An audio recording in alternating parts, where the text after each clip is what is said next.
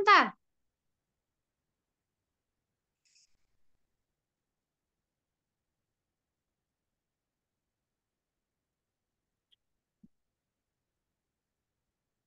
Assalamualaikum warahmatullahi wabarakatuh. Kami dari kelompok 7 kelas A ingin mempresentasikan hasil kerja kami yaitu sistem identifikasi kecelakaan berbasis Internet of Things atau COSENS. Selanjutnya,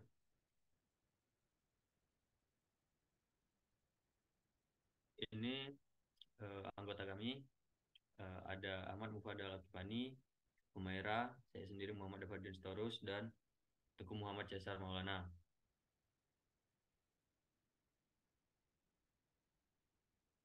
Yang pertama adalah CC. Pertama di sini ada ketidakefisienan identifikasi kecelakaan yang memiliki 3 akar, yaitu proses identifikasi memakan waktu lama, ketidakadilan dalam putusan pidana, dan pengemudi tidak taat aturan. Dari ketiga akar tersebut berkaitan dengan hal-hal lain di bawahnya, yaitu dari proses identifikasi memakan waktu lama, penyebabnya antara lain adalah telatnya penindakan dari pihak berwajib, banyak oknum dari pihak berwajib yang berbuat curang, dan pihak yang salah bekerja sama dengan kepolisian untuk menyelamatkan diri. Lalu dari ketidakadilan dalam putusan pidana, penyebabnya ada beberapa faktor juga seperti ketidaksinkronan data yang diperoleh dari saksi dan keterangan korban, lalu banyak spekulasi dan kebohongan yang diperoleh dari saksi dan korban, dan yang terakhir kesaksian dari korban belum tentu benar. Lalu yang ketiga, pengemudi tidak taat aturan. Beberapa faktor yang menyebabkannya adalah pengemudi sepele dengan aturan yang berlaku di jalanan. Lalu karena pengemudi merasa tidak ada yang mengawasi, eh, pengemudi tersebut ugal-ugalan di jalan. Tanya, di sini ada vision. Yang pertama, eh, solusi dari tidak adanya data akurat yang dapat mempertimbangkan dalam identifikasi kecelakaan, yaitu adalah user dapat menerima data yang akurat seperti kecepatan, benturan, kemiringan, video, dan lokasi. Lalu solusi dari mempercepat menemukan korban kecelakaan dan mendapatkan data perjalanan adalah user dapat memantau keberadaan kendaraan secara real time. Lalu solusi dari data yang diperoleh tidak lengkap adalah user dapat menerima data yang akurat seperti kecepatan, benturan, kemiringan, video, dan lokasi. Lalu user dapat terbantu oleh sistem mempercepat proses identifikasi dari beberapa data baru yang didapatkan dari sistem adalah solusi dari masalah lamanya waktu yang dibutuhkan untuk melakukan identifikasi. Dan yang terakhir, user lebih cepat mendapatkan pertolongan pertama dengan notifikasi kecelakaan dan menghubungi emergency call adalah solusi dari permasalahan pertolongan pertama yang datang lama akibat tidak ada saksi di daerah sepi. Selanjutnya akan dilanjutkan oleh teman saya. Oke, terima kasih. Oke, terima kasih. Selanjutnya saya akan menjelaskan tentang program. Ini uh, halaman pertama yaitu halaman rating, yang mana di sini ada lambung, kemudian nama aplikasi kami yaitu proses. Dan di sini ada dua login, pertama masuk dan daftar ataupun registrasi aplikasi bagi pengguna baru. Next. Dan ini halaman kedua, yaitu halaman login dan yang mana ini izin bagi user yang sudah memiliki akun, sedangkan sign up bagi user yang belum.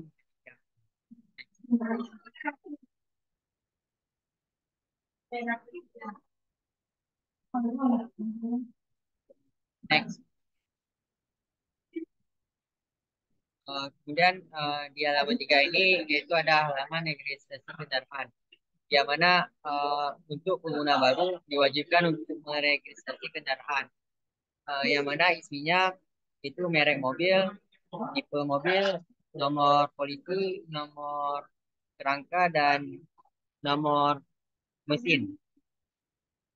Oke, selanjutnya ini di halaman 4 itu adalah halaman tentang aplikasi kami. Itu yang berisi tentang um, tim, pengembangan aplikasi, logo, dan deskripsi. Lebih lanjut. Kemudian yang pada halaman kelima itu halaman data perjalanan dan lokasi kendaraan. Dan ini merupakan fitur yang kami kembangkan. Itu pertama ada data perjalanan, yang mana yang berisi adalah kecepatan kendaraan dan kemiringan kendaraan yang merupakan data akurat selama perjalanan. Dan ada juga uh, fitur GPS ataupun melacak lokasi kendaraan yang mengepung melalui Google Maps. Next. Oke, selanjutnya akan dijelaskan oleh konser.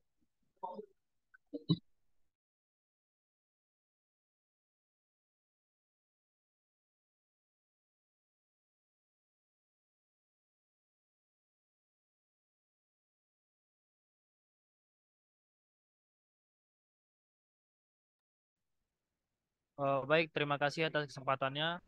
Di sini saya akan menjelaskan 3D design yang kami kembangkan. Pada bagian depan mobil, kami akan memasang sensor benturan atau collision sensor. Namun di software 3D design yang kami gunakan tidak terdapat sensor collision, jadi kami menggunakan sementara ultrasonic sebagai penggantinya. Kemudian pada bagian atas mobil, kami menggunakan kamera.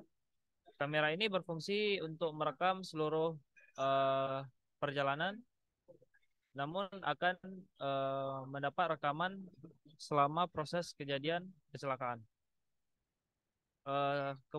Sensor benturan ini akan mendapatkan data tentang benturan. Oke, next. Nah, ini bagian depan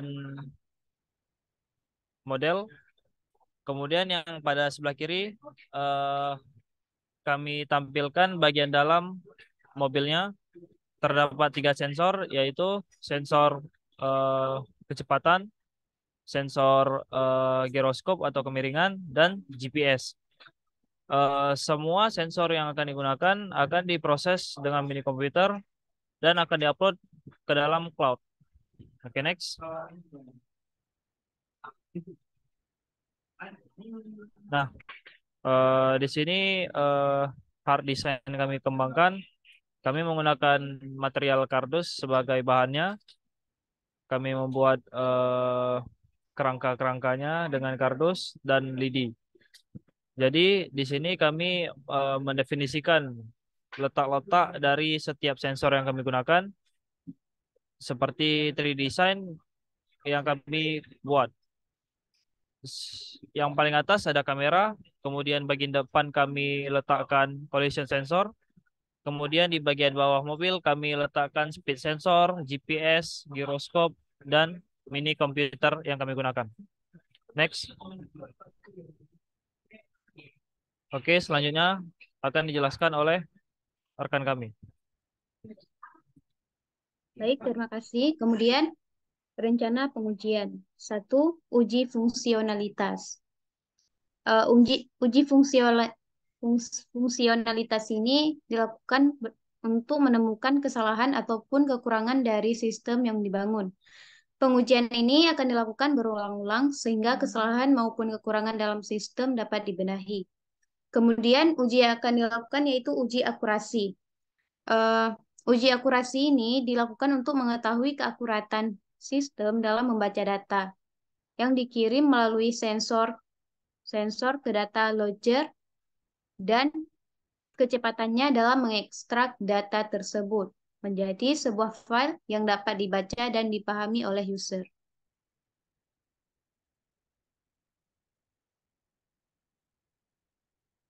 Kemudian, yang ketiga yaitu usability testing. Pengujian ini dilakukan dengan mewawancarai pihak user secara langsung untuk mendapat feedback berupa penilaian mereka apakah alat ini dapat berguna ataupun tidak. Kemudian kesimpulannya yaitu Berdasarkan hasil pengerjaan cause and effect dari beberapa masalah yang telah dipaparkan pada diagram CSC didapatkan beberapa vision yang diambil, lalu akan dikembangkan pada sistem yang akan dibuat nanti. Fitur yang dibangun pada Lofi Prototype akan dicoba untuk diimplementasikan pada aplikasi dan alat yang akan dibangun. Hal yang perlu diperhatikan yaitu kecepatan dan keakuratan sensor mengirim data ke data logger lalu diteruskan ke aplikasi. Penentuan bersalah atau tidaknya user masih berada di tangan pihak berwajib. Sistem hanya membantu pengumpulan data dari kendaraan yang mengalami kecelakaan agar proses identifikasi lebih cepat.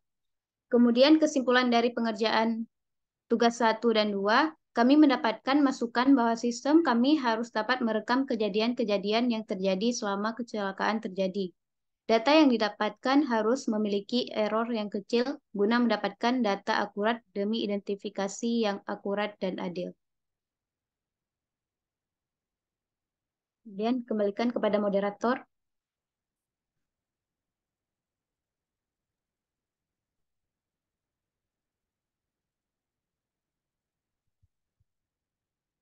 Next slide-nya ada.